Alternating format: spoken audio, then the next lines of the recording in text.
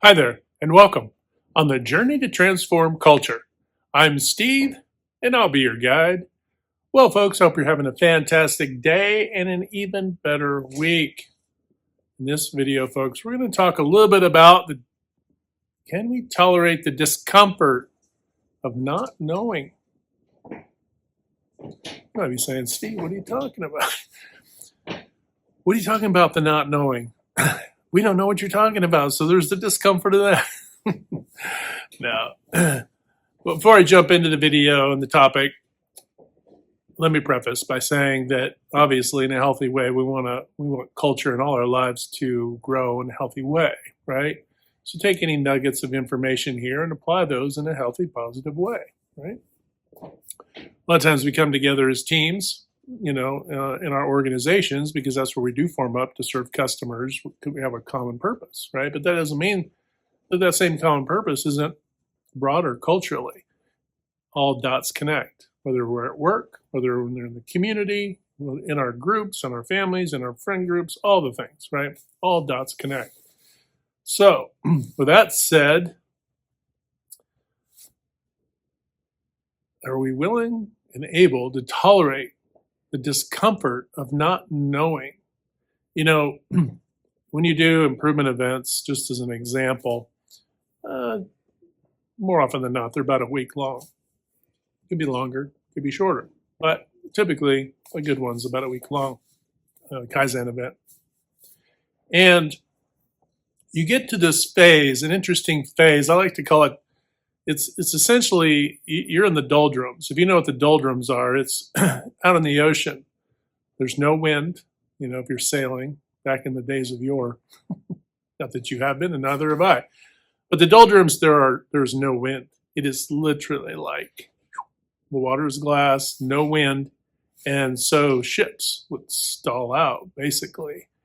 And then you would just hope and pray for some wind, right?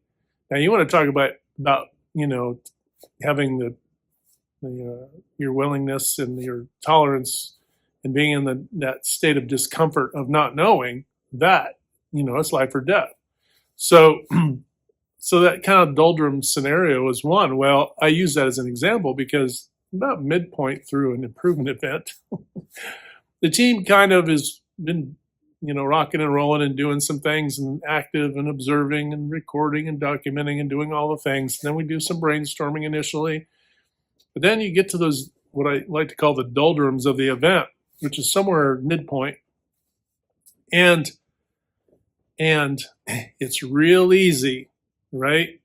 As a facilitator, I might have I might have a winning idea potentially, right? But I don't know everything. Remember, I'm dealing with people in dealing with their product and service, right? I may have an insight, and it's not that I would withhold that intentionally, right? I'm sure ultimately, if we're stuck, I'm going to find a way to help team out, right? But if you're disciplined and you have trust and faith in the process, you hit this doldrums state of the event where ideas run aground. There is no wind. Folks are kind of looking at each other. The day is long. The snacks are depleting. Everything seems to be pretty much at a standstill. Feels like it's at a standstill. We still may be grasping a little bit at straws, but we haven't really found breakthrough. And that's really what I'm talking about, is some breakthrough, right?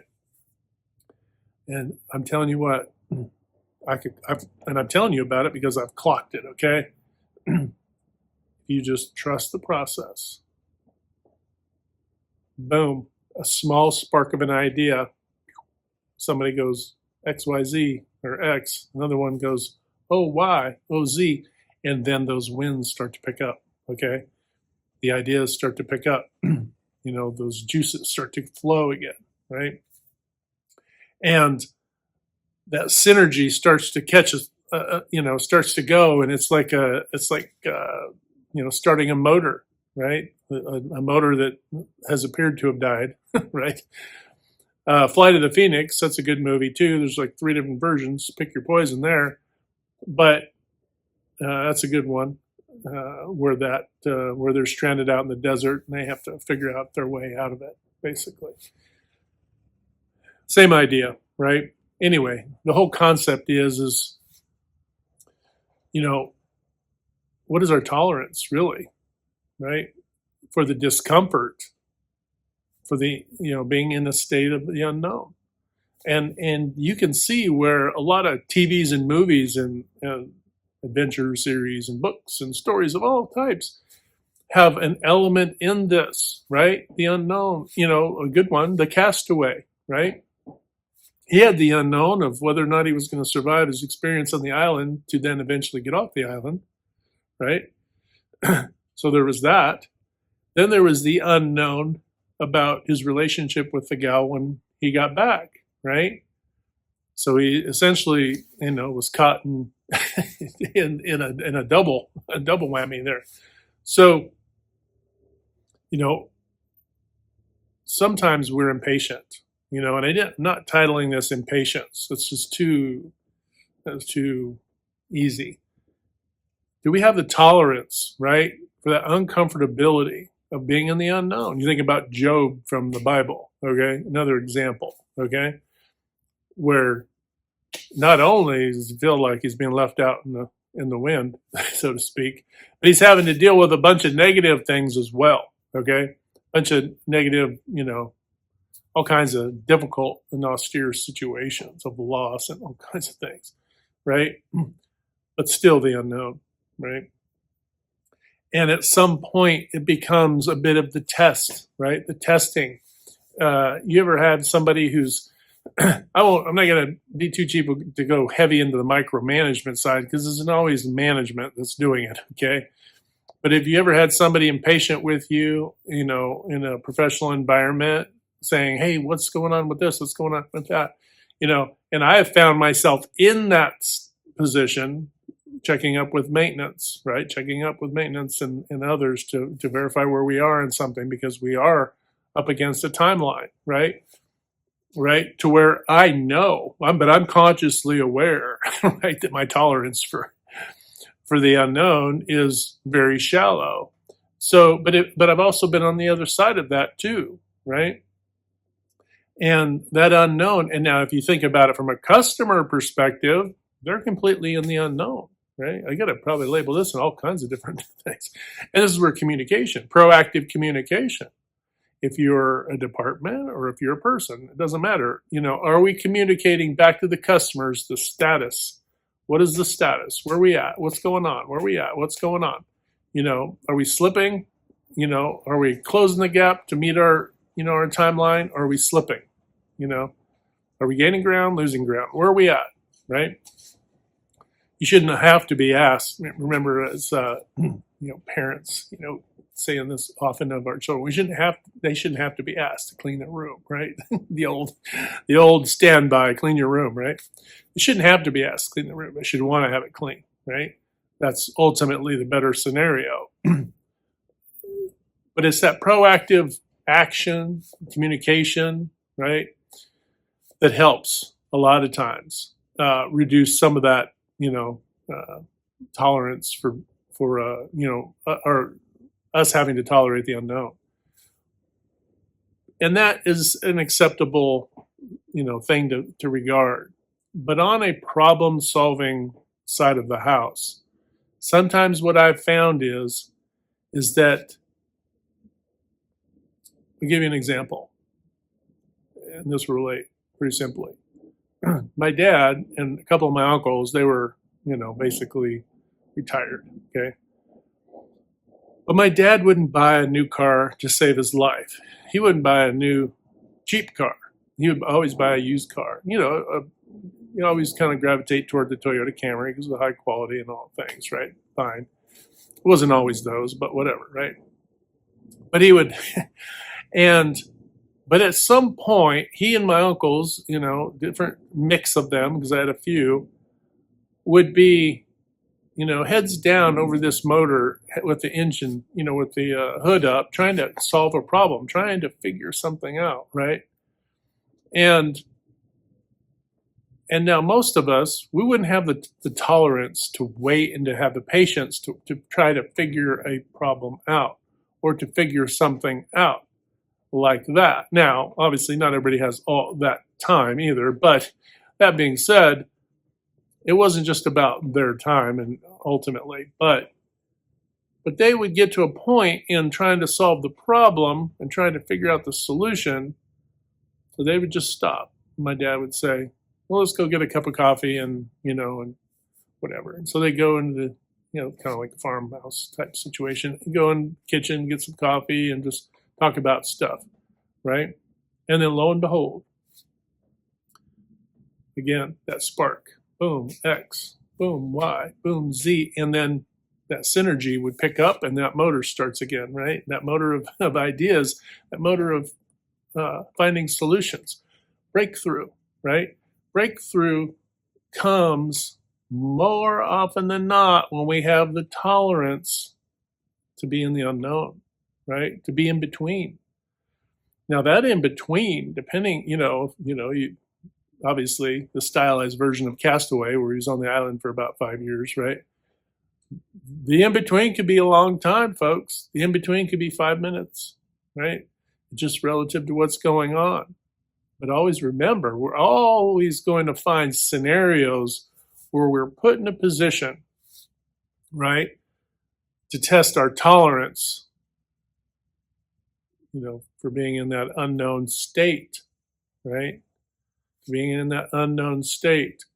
And so I would just stress, don't push. We're more apt to make mistakes, to rush something, etc., and then the quality suffers, right? Oh, well, we were in a rush, and so we forgot the thing, and so the customer can't use it anyway, right?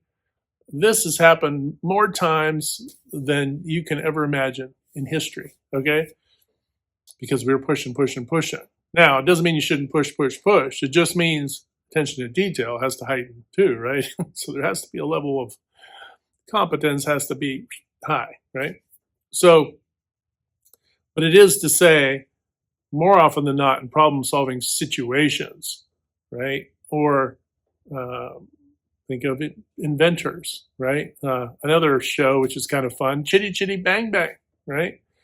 Kind of a fun family movie, right? Old school, but fun, right? The dad takes this old beat-up car into a barn, right? He's doing the thing, and the kids are like, "Daddy, when is Grandpa, when is Daddy going to be done?" Yada yada. And the grandpa's like, "Oh, he'll be in there for a month of Sundays," And then a scene and a half or flash or two later, fast forward a month or whatever, how long he's been in there, and he's hauling in all kinds of oddball stuff into this barn. Okay, the doors open up, and then here comes the flying car, right, all shiny and glossed out, and he's ready to go fly this car, right? It's done. The family had to build a tolerance for the unknown. We don't know what's going on. We don't see it. We can do this in other people's lives too. We only have a window on our own life. We can't see into other people's minds and into their challenges and into their X's and their Y's and their Z's. We can't know all of that to understand what it is they are trying to overcome or the challenges they're trying to solve. They might be trying to solve 10 challenges at one time, right? Right? This could be as individuals, but this could be an organization. This could be a community. This could be any group. It could be a family trying to figure things out, right? It could be friends, right? It could be ruling on legislation, whatever. We're intolerant, right? We don't tolerate a lot of times the requirements to have the patience that we should, to be in that unknown, right? Because breakthrough is on the other side of that.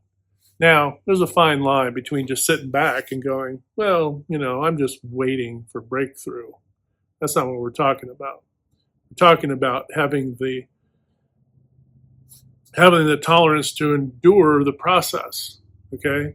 If you have the tolerance to endure the process, that is just as much of an investment into the actions to, all the rest of the actions to improve upon anything, right? To enact something or to take that great idea and run with it once you find breakthrough, right?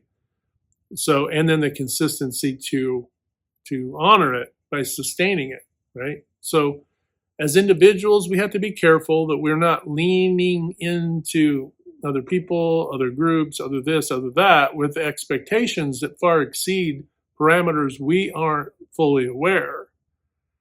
We can know a lot, but we don't know all of it, right? We can have insights from our experiences in the past in certain situations, but we can't actually know, right? But we can guess, and a lot of times we make a lot of assumptions. Instead of just having the tolerance to be in the unknown, a lot of times people will jump that track and then make assumptions or come up with their own narratives. Insert crazy, weird, wild story here, right? Now, it's one thing if you're saying, well, my hypothesis or my, it could be this, right? Versus, well, it was a this, and that, right?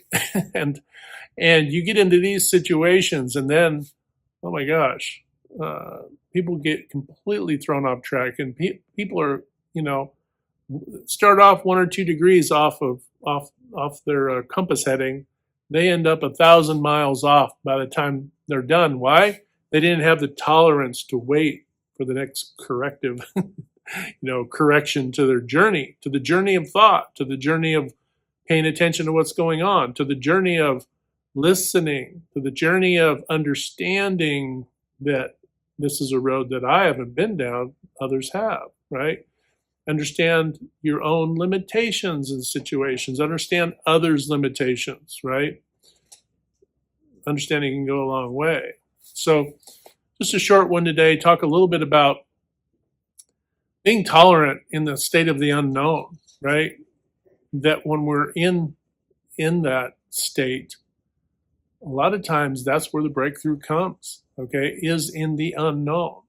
Take advantage of that. If you find yourself in between here and there, this and that, what am I going to do? If you're quiet and you're still, your mind, then and listen. And breakthrough will come. Ideas will come. Inspiration will find you.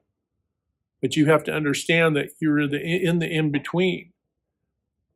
The challenge then is with all our modern distractions is, can you quiet this thing and that thing and the other thing and put yourself in a quiet space to be able to what? To listen for the answer. Because if you get into a quiet space or a quiet situation and then just listen, right? The last big event that I did has been a minute, but that exactly occurred. And it's so easy for us not to, to want to fill dead air time, right? To where there's always something, being said. There are always words flying. So if I just stop talking,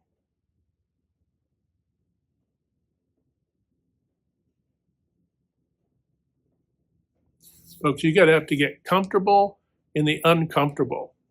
You got to get uncomfortable in the quiet so that you can become comfortable in the quiet, right? Uncomfortable in the not knowing so that you can be comfortable in the not knowing.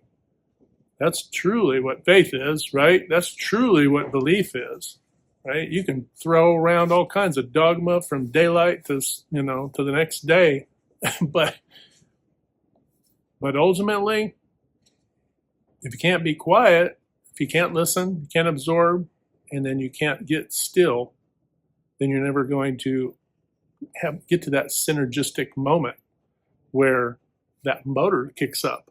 And all of a sudden, boom, you have breakthrough. And with that breakthrough, lives thrive, things move forward, solutions are found, many times lives saved, and so on. So on that note, folks, hope you're having a fantastic day. Remember, hit that good green domino 3 to 5 times a day or more to uplift, motivate, inspire, and just encourage one another. When you do this, not only helping to transform culture, but you're transforming your own life. Don't forget, can't transform anything on the outside if we're not willing to transform on the inside. So important. All right, folks, have a fantastic day. Hit like, share, and subscribe. And until next time, we'll talk to you later.